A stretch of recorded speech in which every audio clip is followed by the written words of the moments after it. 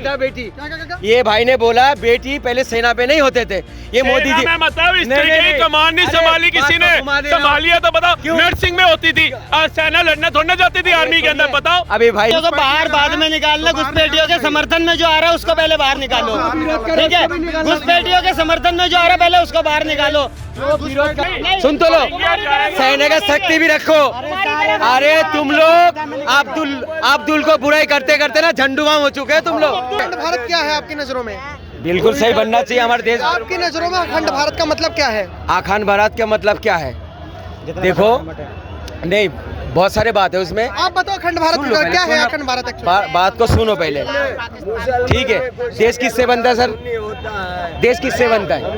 देश के लोगों से बनता है। तो हम तो लोग चाह रहे हैं। अरे मेरे भाई, मैंने आपसे सवाल करा है अखंड भारत का मतलब क्या है? अखंड भारत होता क्या है? अखंड भारत ये हो गया, अफगानिस्तान हो गया, पाकिस्तान हो गया, किसने कहा आपसे? किसका?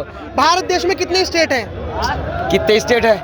अच्छा, मुझसे अभी सुन लो पहले, सुन तो लो। अखंड भारत का मतलब बता रहा हूँ।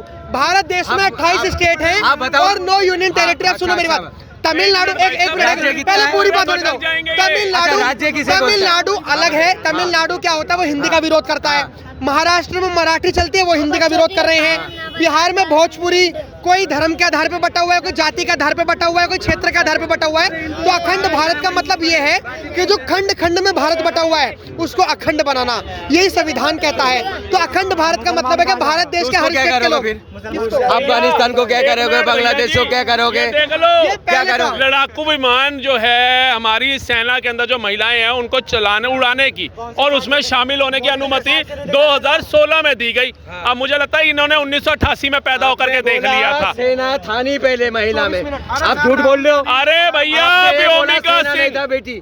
ये भाई ने बोला बेटी पहले सेना पे नहीं होते थे, ये मोदी जी। मतलब स्त्री की कमान नहीं संभाली किसी ने, संभाली है तो बताओ। नर्सिंग में होती थी और सेना लड़ने थोड़ने जाती थी आर्मी के अंदर, बताओो। अभी भाई ये थोड़ी है मुझे IPS ऑफिसर बना देगा, मुझे काबिल होना चाहिए ना, काबिल होना चाहिए ना मुझे। जब जो काबिल होगा उसके तो मिलेगा।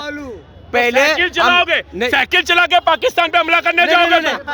पता नहीं कैसी बातें कर रहे हैं। एक साइकिल वाला का समर्थन नहीं छोड़ते, दूसरा कह रहा साइकिल चला के जाएंगे समर्थन करने। साइकिल वाला तो तुम चलाते यार, तुम चला के जाओगे, हम साइकिल नहीं चलाते। सभी पेंचर वाले उस तरफ है, वोट के चक्कर में है साइकिल हम चलाएंगे। यहाँ पे कौन है? वीर अब्दुल हमीद का परिवार है, सोफिया कुरैशी का परिवार है, मोहम्मद रफी साहब का परिवार है, ठीक है, कलाम साहब का परिवार है, और उधर सारे पेंचर वाले हैं जिन्होंने देश में दंगा करना है। राहुल गांधी बोले थे ना कि आलू लाओ और सोना लेके जाओ, सेम वही बात हो गई है। क्या घुसपैठियों को निकालना चाहिए बाहर? बिल्कुल निकालना चाहिए। क्यों नहीं निकालना चाहिए? घुसपैठियों को निकाल देंगे, बिल्कुल निकालना चाहिए। घुसपैठियों को बाहर बाद में निकालना, घुसपैठियों के समर्थन में जो आ रहा है उसको पहले बाहर निकालो, ठीक है। घुसपैठियों के समर्थन में जो आ रहा है पहले उसको बाहर निकालो। जो विरोध कर रहा है ना उनका, जो विरोध कर रहा है रोहिंग्या उनको ये देखो, मैं अगर टिप्पणी करता ना इनके मुंह बन जाते। सुन तो लो, सैनिक शक्ति भी रखो। अरे तुम लोग अब्दुल को बुराई करते करते ना झंडुआम हो चुके हैं तुम लोग।